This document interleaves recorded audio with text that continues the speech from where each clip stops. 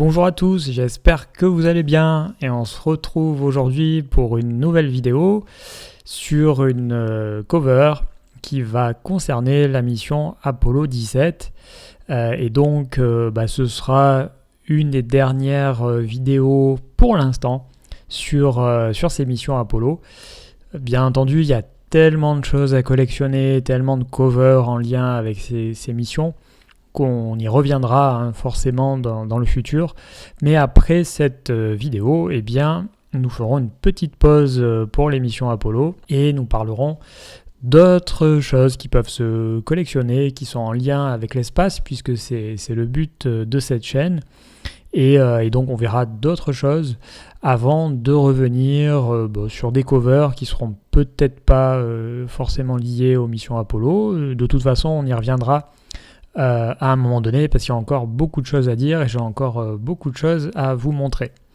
Mais pour aujourd'hui, donc on va se concentrer, se focaliser sur cette jolie enveloppe commémorative de la mission Apollo 17, alors qui est la dernière mission Apollo à s'être posée sur la Lune. Alors on verra dans d'autres vidéos qu'en fait ce n'est pas la dernière mission Apollo, mais c'est bien la dernière à s'être posée sur la Lune. Il devait y avoir des missions suivantes, Apollo 18, 19 et 20, et malheureusement ces missions ont été annulées, ce qui a fait que Apollo 17 est la dernière à être allée sur la Lune et que depuis 1972, nous n'y sommes pas retournés, ni les Américains, ni les Européens, ni personne.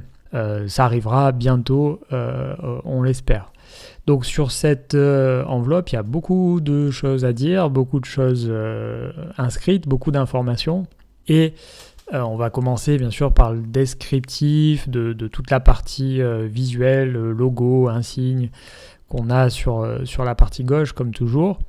Et là, bien entendu, on commence tout en haut par l'endroit où a été lancée cette mission Apollo 17, donc le John Fitzgerald Kennedy Space Center.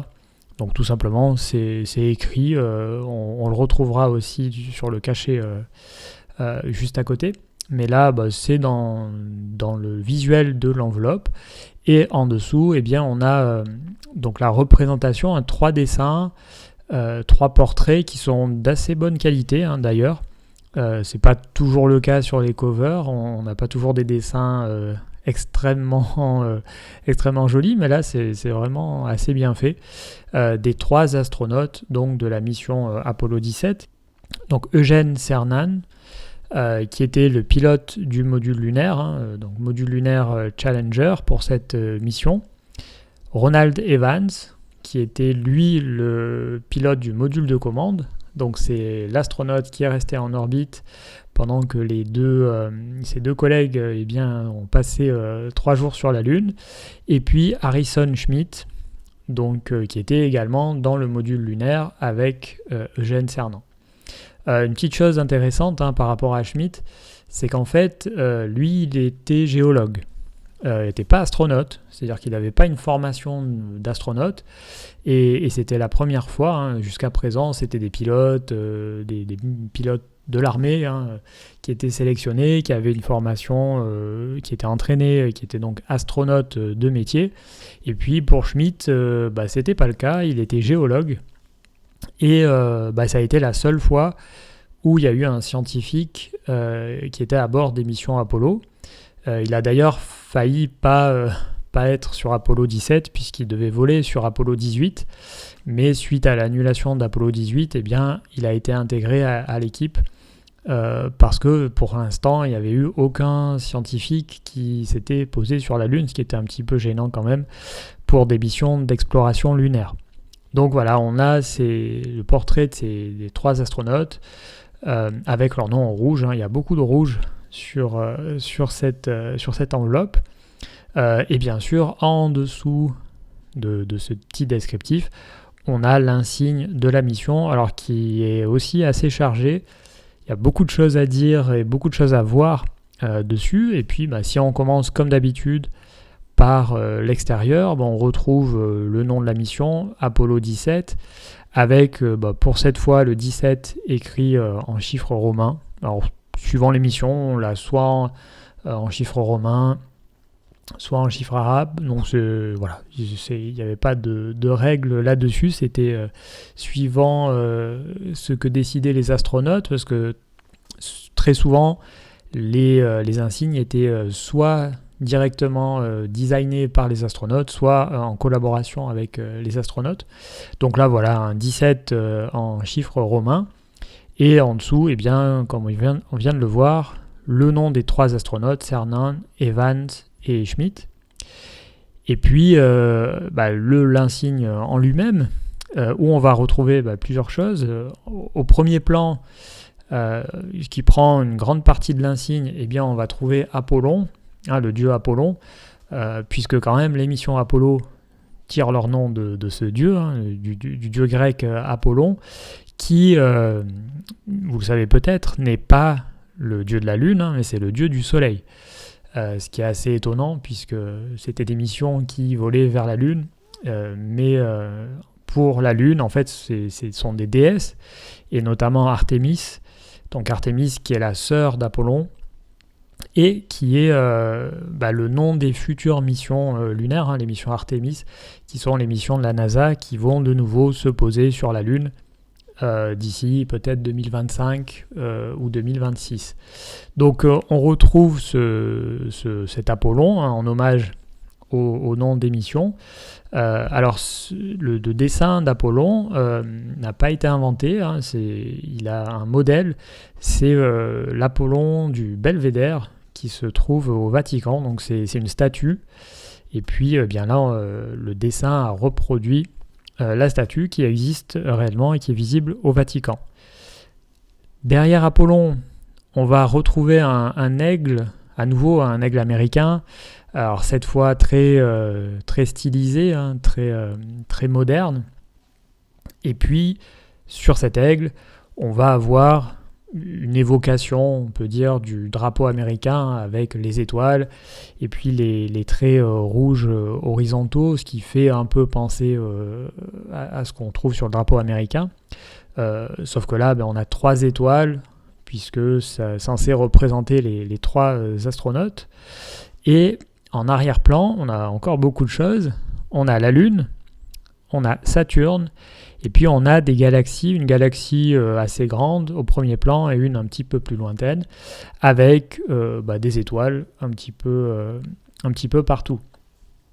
Alors, bien entendu, la Lune, on comprend pourquoi, puisque c'était le but de ces missions, et on voit même que, petit détail, une des ailes de l'aigle stylisé passe par-dessus la Lune, ce qui pouvait évoquer le fait que la Lune avait été explorée et l'aigle et Apollon regardent en direction de Saturne, des étoiles et des galaxies, puisque à cette époque, on pensait probablement que c'était simplement le début de l'exploration humaine de notre système solaire et qu'il fallait donc aller regarder plus loin que la Lune.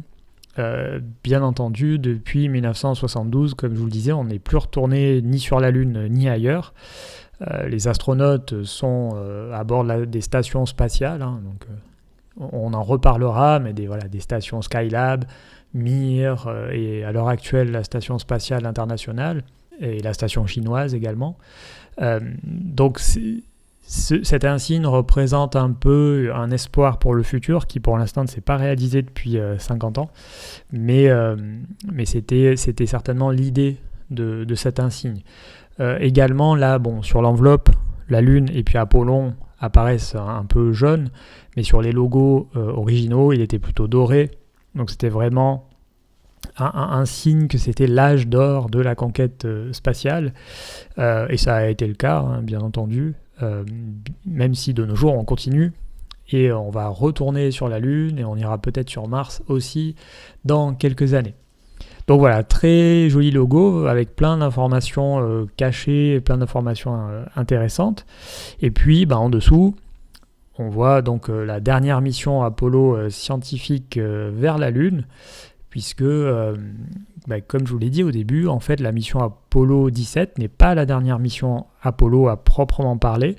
On en reparlera un petit peu plus tard dans d'autres vidéos. Mais c'était la dernière mission en direction de la Lune. Alors ensuite, eh bien, on a les choses habituelles, le cachet de la poste, donc, qui vient du Kennedy Space Center en Floride, à la date du décollage, donc le 7 décembre 1972. Et cette mission avait décollé à minuit 33. Donc on est clairement avant midi, hein, donc le petit symbole AM qu'on applique à partir de minuit pour le jour jusqu'au midi. Et puis ensuite, on passe au PM pour les missions qui sont parties l'après-midi jusqu'à minuit. Et à côté, eh bien, on a le cachet avec l'oblitération. L'oblitération assez classique, comme toujours, on ne la voit pas très bien, avec le logo de la NASA, un décollage de Saturne V et puis le logo du KSC, ici Kennedy Space Center. Et on a le timbre. Le timbre, en fait, c'est assez amusant, puisque par hasard, hein, dans mes collections, c'est la partie droite du timbre dont je vous parlais dans la vidéo précédente pour la mission Apollo 16. Je vous avais dit, hein, c'est un timbre qui est en deux parties. Alors je vais vous le remettre à côté. Hop. Voilà. Donc ce timbre-là, c'est aussi un timbre de 8 cents. On retrouve des astronautes sur une Jeep lunaire, sur la Lune, bien entendu, puisque Apollo 17 avait également une Jeep lunaire. Et donc, ça vient compléter le tableau de l'autre timbre. On avait la Terre, la Lune, le Soleil et un module lunaire. Et donc, on voit en fait les deux timbres, comme je vous avais montré dans la vidéo précédente. Donc voilà, on a deux missions avec deux timbres qui se complètent bien. Et voilà, donc c'est bien entendu tout à fait cohérent, puisque c'était déjà cohérent avec le lancement d'Apollo 16 en avril 1972. Hein. Là, le timbre était clairement sorti et il n'y a aucun souci au niveau des dates et des cohérences temporelles, on va dire, pour cette enveloppe. Donc voilà, c'est quelques mots sur cette enveloppe commémorative d'Apollo 17. Et puis, on va, comme je vous le disais, se retrouver bientôt pour d'autres vidéos en lien avec la collection, des choses qui ont un lien également avec l'espace. Et on passera un petit peu à autre chose avant de revenir sur ce genre de collection. Si vous avez aimé la vidéo, comme toujours, merci de mettre un petit pouce bleu, ça m'aide beaucoup.